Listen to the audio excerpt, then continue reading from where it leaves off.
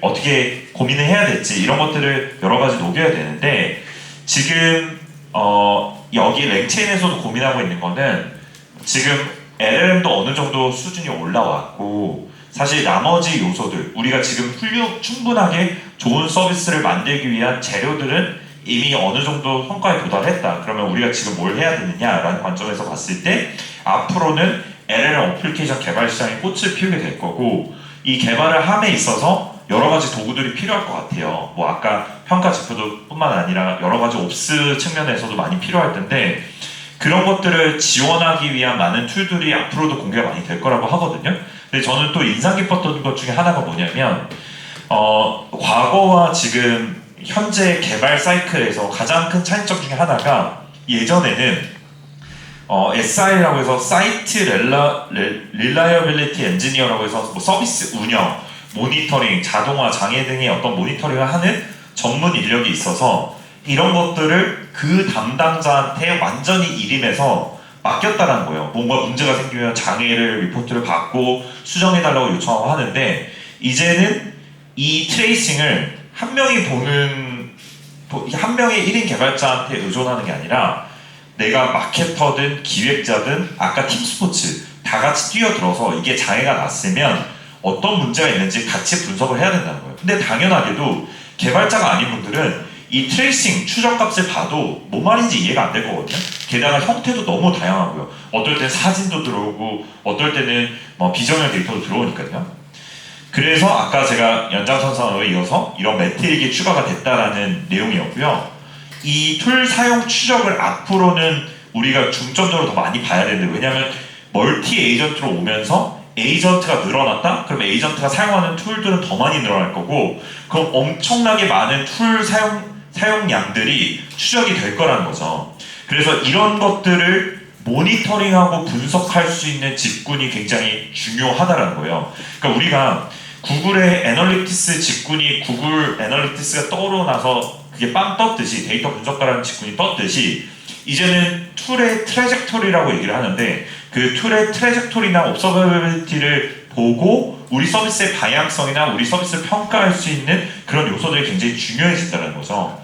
그래서 이 트래젝토리 옵서버빌리티에 대한 중요성을 다시 한번 강조하는 것을 볼 수가 있는데 여기에 저는 이게 너무 좋은 예시라고 생각이 드는 게 여기에서 뭐 지금 벡터 스토어 리트리버라고 해서 우리 문서 검색의 트래젝토리가 있고 그 다음에 뭐 컨덕트 리서치를 수행하는 거와 이런 트래젝토리에 이 우리 사용자가 그러니까 우리가 꼭 발화 데이터가 어땠어를 추적하지 않더라도요 이 시행 횟수만 봐도 우리 서비스가 어디서 많이 트래젝토리가 일어나고 있는지를 간접적으로 알 수 있다는 거죠. 그래서 이런 트렌드를 보는 게 굉장히 중요하다고 얘기를 하고 있고요. 또 랭체인에서 인상 깊었던 것 중에 하나가 뭐냐면 모두가 에이전트 빌더가 될 수 있다고 해서 모두를 위한 에이전트 빌더 플랫폼을 공개를 했습니다. 오픈 에이전트 플랫폼이라고 하고요. 요거는 사이트에 가보시면은 누구나가 다 무료로 지금 당장 써보실 수 있어요. 제가 어제 요 영상을 녹화를 잠깐 떠왔습니다. 자, 이거는 뭐냐면요. 여기 오픈 에이전트 플랫폼에 오시면 이렇게 왼쪽에 에이전트를 만들 수 있는 창이 뜨고 크리에이트 에이전트로 이렇게 에이전트를 쓸지 멀티 에이전트 슈퍼바이저를 쓸지 굉장히 쉽게 선택을 할 수가 있어요. 이렇게 선택을 한 다음에 그 다음에 툴을 뭐 쓸지를 결정하기 전에 이름 정하고 디스크립션을 합니다. 그 다음에요 요 템퍼레처나 이런 모델 사용량 조정하고요 여기에 쓸 수 있는 툴들을 이렇게 마우스 클릭으로 나 요거 쓸 거야를 이렇게 활성화를 시켜주면 끝나요. 끝나고 요거 제가 세팅된 거를 이메일 에이전트를 스타트 챗을 누르면 제가 이렇게 만들어진 에이전트랑 바로 대화를 시작할 수 있거든요. 그러니까 이걸 에이전트 만드는데 1분도 안 걸립니다. 1분도 안 걸리는데 바로 제 구글 이메일을 조회를 해서 이런 식으로 이제 답변하는 이런 것들을 만들어 보실 수 있거든요. 사실 이거는 직접 해보시는 게 제일 좋을 것 같아서 한번 해보시라라고 말씀을 드리고요. 그 다음에 요거 노코드 빌딩 에이전트 플랫폼이고 랭체인에서 만든 거고요. 그리고 이 내용은 아까 동일한 거고 그 다음에 데이 2에 나왔던 것 중에서 많은 비즈니스 사례들을 기업에서 나와서 공유를 해줬습니다. 제가 깜짝 놀랐던 부분은 뭐냐면 블랙락이라고 하는 전 세계에서 가장 큰 펀드를 굴리는 그 펀드 회사에서도 이 LLM을 적극적으로 활용하고 있다는 점 전 세계의 고객을 2억 명을 보유하고 있는 은행에서 이미 멀티 에이전트 협업 시스템을 상용화 도입해서 이용하고 있다는 점들이 굉장히 놀라웠어요. 그러니까 우리가 지금 POC 하는 수준이 아니라 이미 상용화를 하고 이 기업들은 이미 수많은 실수들을 가지고 경험을 해봤고 이런 것들을 토대로 우리가 앞으로의 방향성을 이미 고민하고 있다는 점에서 굉장히 대단하다는 생각이 들었고요. 우리나라의 금융권들 같은 경우에 이 LLM을 도입을 하려면 굉장히 많은 제도와 이런 것들 넘어야 될 산들이 많을 거거든요. 근데 그런 점에서 어떻게 보면은 좀 부러운 측면들도 있다는 생각이 들었습니다. 제가 이 누뱅크라는 사례가 너무나도 인상 깊었어요. 제가 누뱅크를 혹시 아시는 분이 계실지는 모르겠는데 이 누뱅크라는 기업은 아마 남미 쪽에서 되게 인기가 많은 것 같더라고요. 그래서 그 커스터머 뱅크인데 2013년도에 설립이 됐습니다. 근데 고객이 2억 명이에요. 그래서 남미의 브라질에서는 2명 중 1명은 가입이 되어 있다라고 하더라고요. 주 거래 고객인데 그러면은 고객이 엄청 많잖아요. 근데 이 서비스 뭐냐면 랭그래프로 구현한 멀티 에이전트 협업 시스템을 마치 무슨 저는 대학생이 PT하는 줄 알았습니다. 이게 뭐냐면요. 나 오늘 기분이 너무 좋으니까 나랑 친한 친구 3명한테 한 10,000원씩 싸줘 하면 쏩니다. 그런 거를 지금 상용화된 거를 구현했다는 거예요. 제가 너무 소름이 돋는 게 뭐냐면 그래서 하루에 수집되는 트레이싱이 3,000만 건의 고객들이 이 서비스를 이용하고 이미 데이터가 하루에 3,000만 건씩 쌓고 있는 거죠. 우리 은행들은 아직 제도를 고민을 하고 있을 때. 그래서 정말 그 점에서는 대단하다고 생각이 들었고요. 물론 여기에 여러 가지 안전장치들이 마련되어 있긴 합니다만 이런 것들을 적극적으로 도입하고 있다는 생각이 들었고요. 아까 제가 이 기업이 2013년도에 설립된 은행이라고 말씀드렸는데 제가 느끼기에는 약간 한국의 토스뱅크 같은 느낌이 들었어요. 기술력을 기반으로 고객에게 어떤 UX를 전환하는 기업이었고 여기서 안주하지 않고 누구보다 먼저 기술력을 적용하려는 모습이 굉장히 인상 깊었습니다. 그리고 모든 기업들이 나와서 하는 게 이 이밸류에이션에 대한 고민이에요. 너무나도 잘 아시겠지만 우리가 평가하는 거는 LLM이 자 여기요 저는 70점 답변입니다 라고 얘기하는 서비스는 아무것도 없죠. 답변이 나오고 이걸 어떻게 평가를 할 거야? 라는 고민은 모든 기업이 다 가지고 있다고 해요. 그래서 모든 회사가 각자만의 방식으로 어떻게 평가 방식을 했는지 고민하는 거 아까 말씀드린 것처럼 유튜브에 다 올라와 있거든요. 근데 다 LLMS 저지 쓰는 건 맞아요. 하지만 LLMS 저지를 다 똑같은 방식으로 쓰지는 않는다는 거죠. 게다가 거기다 플러스 되는 요인들이 있는데 그런 요인들도 한번 직접 경험하시면 너무 좋을 것 같아요.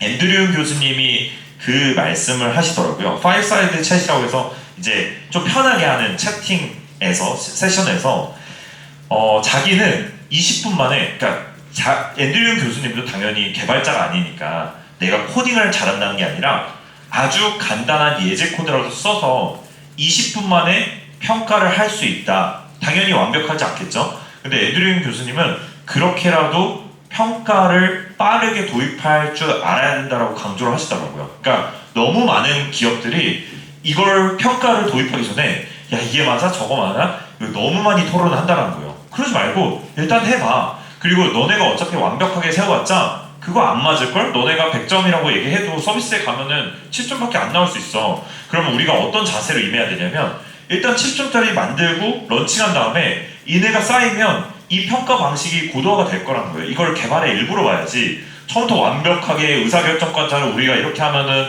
될 것 같은데요? 설득하면서 가기에는 너무 많은 시간과 노력이 들어간다는 거죠.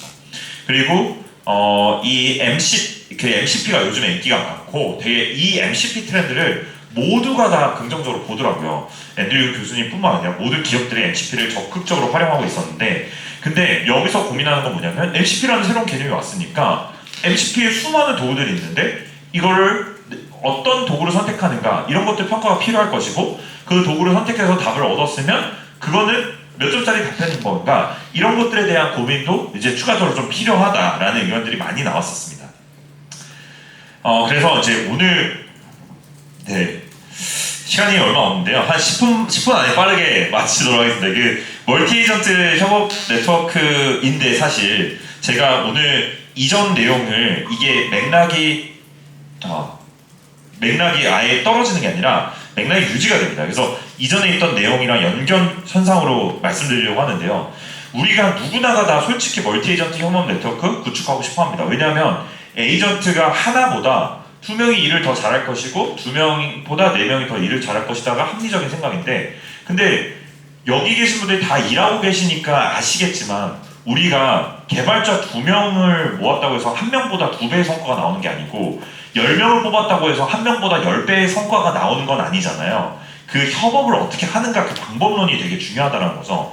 에이전트는 그게 더 힘들다는 거예요. 왜냐면 정말 내가 생각한 대로 안 되니까요. 진짜 더럽게 말을 안 듣는 거죠, 얘네들이. 그래서 여기에 보면은 복잡한 시스템 설계 이렇게 구현을 해놨더니 너무 복잡해서 뭐 하나 바꾸기가 너무 힘들다.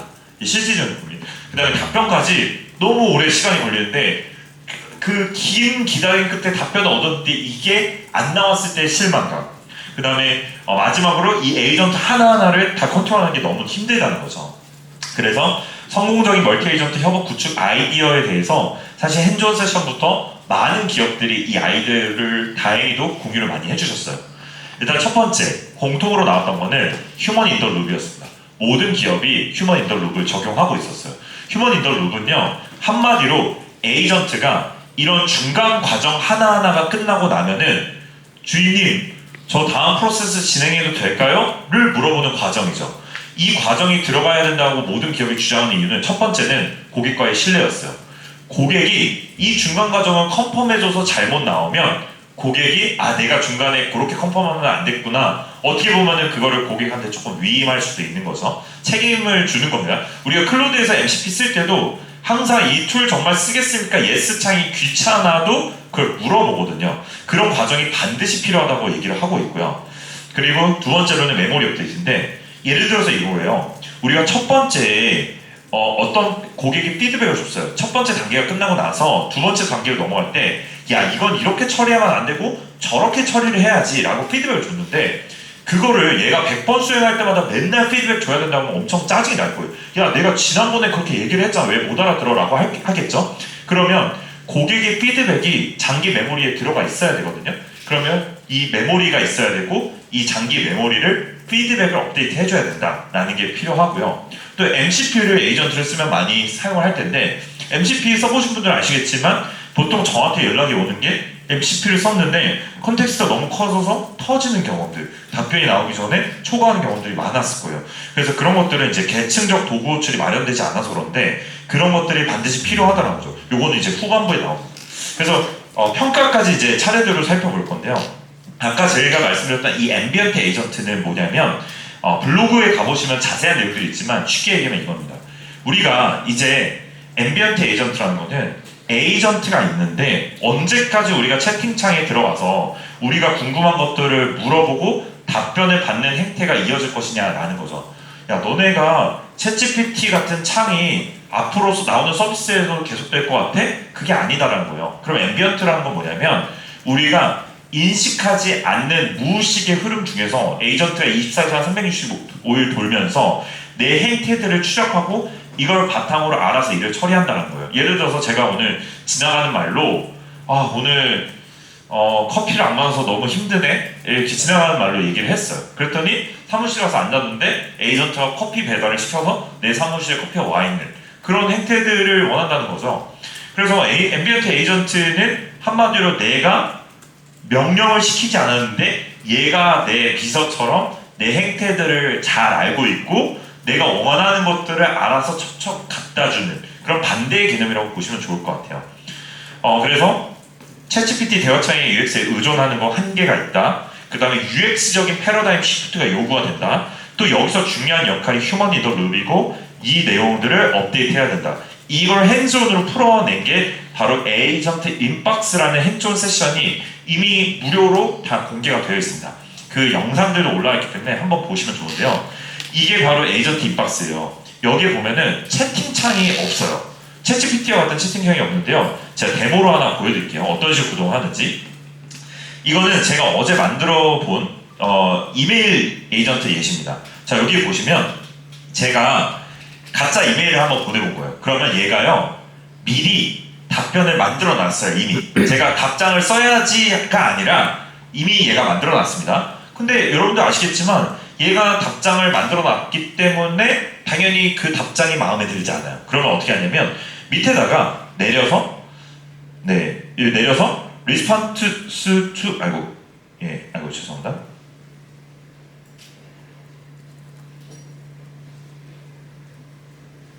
네, 이렇게 저는 거절을 하고 싶었는데 얘는 긍정의 답변을 준 거예요. 그러면 거절하는 메시지를 작성해줘 하고 리스판스를 줍니다. 아이고 죄송합니다. 네, 그러면 리스판스를 주고 그러면 얘가 거절의 메시지로 이렇게 바꿔주는 거예요.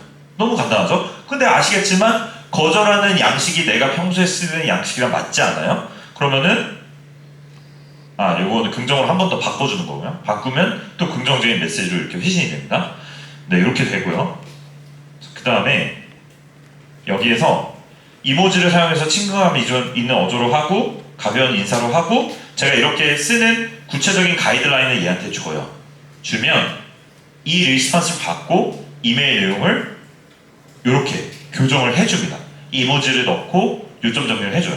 더욱 놀라운 점은 뭐냐면요. 제가 이렇게 하나의 메일을 하면 이게 나머지 내가 아직 읽지 않은 모든 메일에 자동으로 적용이 됩니다. 그게 놀라운 거죠. 그러니까 여기서 얘기하는 건 뭐냐면 피드백을 주면 이걸 장기 메모리에 넣거든요.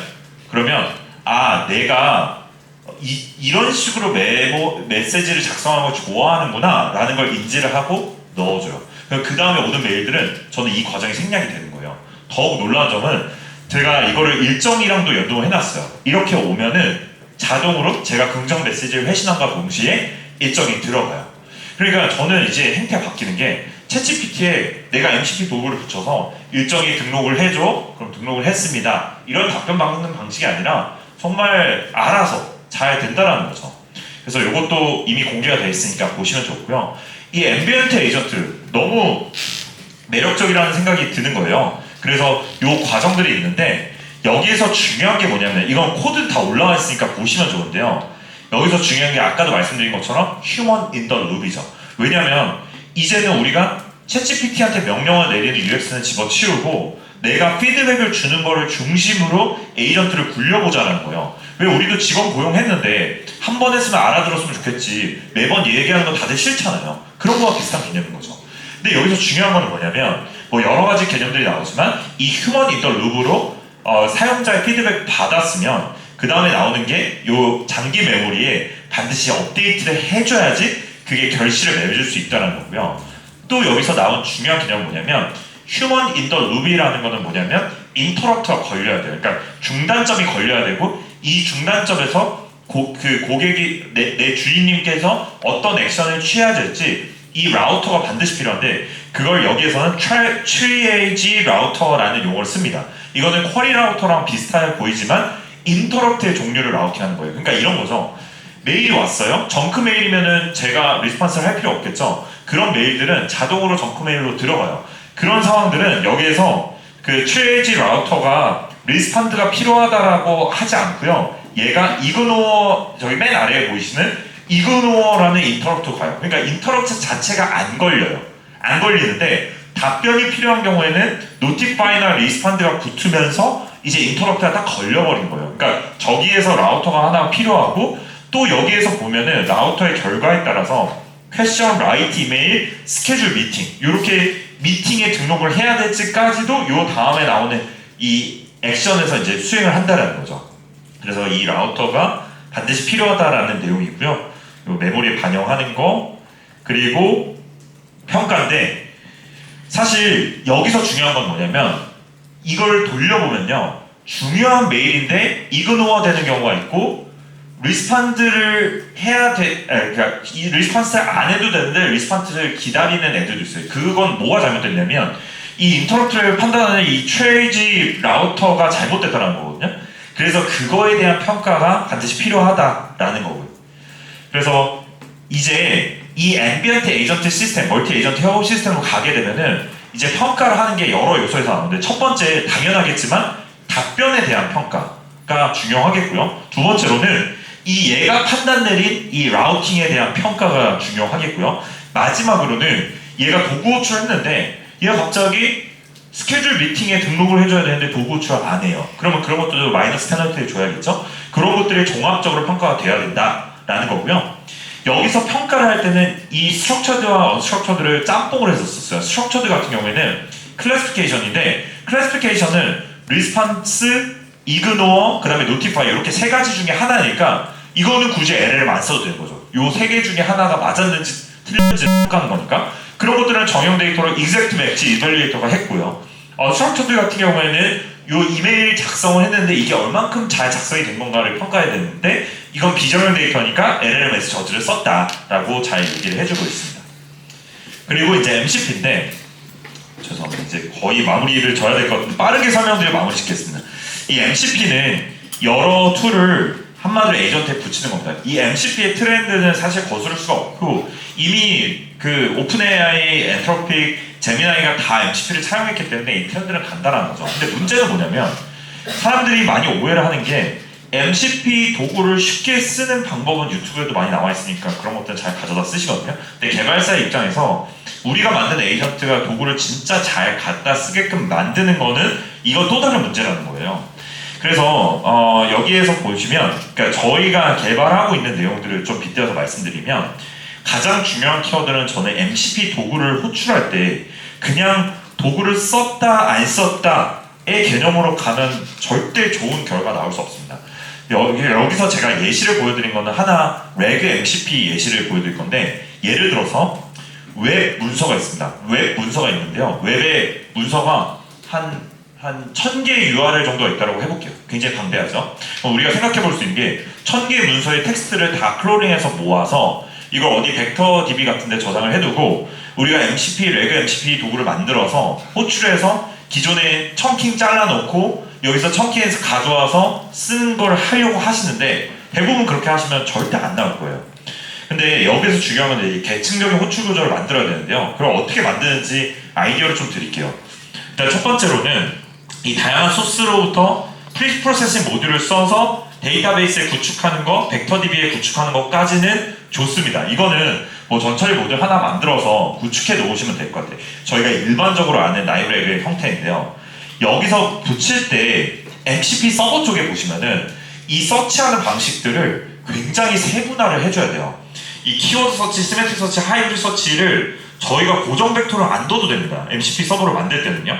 여러 가지 요소들을 주고 여기에 뭐 메타데이터, 뭐 필터링이나 아니면 여러 가지들을 이렇게 쭉 나열식으로 옵션들을 에이전트한테 주는 거예요. 그러면 우리 너무 좋은 게 원래 우리가 고정된 파이프라인을 쓸 때는 예를 들어서 이런 상황에서는 요 검색 방식을 써야 돼. 저런 상황에서는 이 검색 방식을 써야 돼라고 사람이 미리 규정을 해두거든요. 근데 MCP 툴로 만들어 놓으면은 LLM이 어차피 이 툴을 선택할 거기 때문에 우리는 옵션들을 나열해주고 어떤 상황에 이걸 쓰면 되라고 프롬프팅을 주면 되는 거거든요. 그래서 이렇게 나열식으로 하는 게 좋고요. 그 다음에 또 하나는 우리가 MCP 서버로 만들어 두면 만약에 레그를 그냥 코드로 넣지 않고 왜 굳이 MCP 서버로 만들어야 되냐 그 관점에서 보게 되면은 MCP 서버로 만들어 두게 되면은 지금 다양한 호스트랑 붙을 수가 있어요. 왜냐면 MCP 서버들을 다 호스트들이 차용을 하니까 우리가 커서 AI도 우리가 만들어 놓은 MCP 서버 붙일 수가 있고요. 클로드 데스탑, 그 다음에 랭그래프, 랭체인 다 붙을 수가 있죠. 앞으로 우리가 이 호스트들이 많이 생겨날 건데 그거랑 플러그인 방식을 좋게끔 만들려면 이 서버 구축, 우리가 렉으로 그냥 코드로 구축할 수 있어도 서버로 구축하는 게 더 맞다라고 생각이 들고요. 여기에서 마지막으로 제가 말씀드리고 싶은 거는 요거였어요. 요건데 이 하나를 만드실 때 여기에 예시에 보면은 웹문서에서 아까 1000개의 문서를 긁어왔다고 하잖아요. 근데 제가 처음에는 저렇게 했어요. 그래서 주기적으로 돌면서 변경된 문서를 가지고 와요. 근데 여기서 문제가 변경점을 찾는 게 엄청 큰 일이고요. 변경이 일어났으면 그 문서만 찾아서 바꿔주는 게 생각보다 큰 일이더라고요. 그리고 그걸 크론잡으로 맨날 크롤링을 해오니까 그 크롤링 할 때 과부하도 있어요. 그러면 우리가 생각해 볼 수 있는 건 매일매일 하는 건 좀 과부하가 드니까 뭐 일주일에 한 번씩, 한 달에 한 번씩 이렇게 가져오는 거죠. 굉장히 어떻게 보면 비효율적이에요.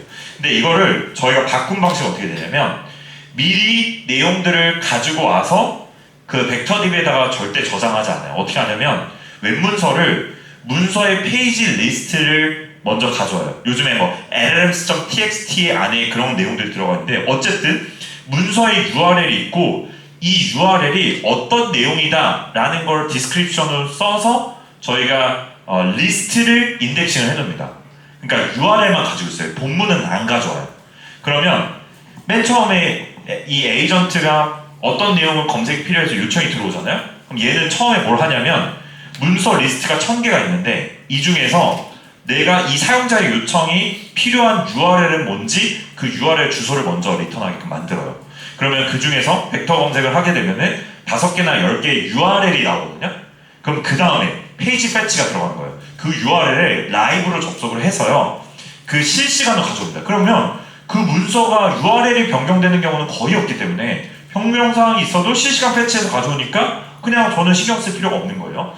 그렇게 가져와서 그걸 그대로 넣으면 컨텍스트 윈도우가 폭파가 되니까 마지막으로 컨텍스트 필터링을 통해서 압축을 한 다음에 넣어주면 그러면 너무 완벽하더라고요. 당연히 시간 오래 걸립니다. 근데 오래 걸리는데 MCP2를 순차적으로 호출하면서 저희가 어떤 진행 상황을 하고 있고 결국에 이 과정을 통해서 더 양재 정보를 제공해주면 되니까 시간은 더 오래 걸리는 건 맞지만 결과적으로 봤을 때 개발 공수도 덜 들어가고 효율적이었다 이렇게 말씀드릴 수가 있습니다. 그래서 혹시 MCP 서버 관심 있으신 분들은 요즘에 많이 나오는 주제가 MCP 서버 호출을 계층적으로 해야 된다라는 말을 보실 수가 있을 텐데 이런 것들도 한번 보시면 좋을 것 같습니다. 마지막인데요. 네, 컨트롤이 관건이고 휴먼 인더 룹이 생각보다 중요하다. 그 다음에 장기 메모리 업데이트 하자. 그 다음에 이제 레그나 아니면 서드파티 앱들을 MCP 도구화하자라는 걸 말씀드리면서 마치도록 하겠습니다. 네, 감사합니다.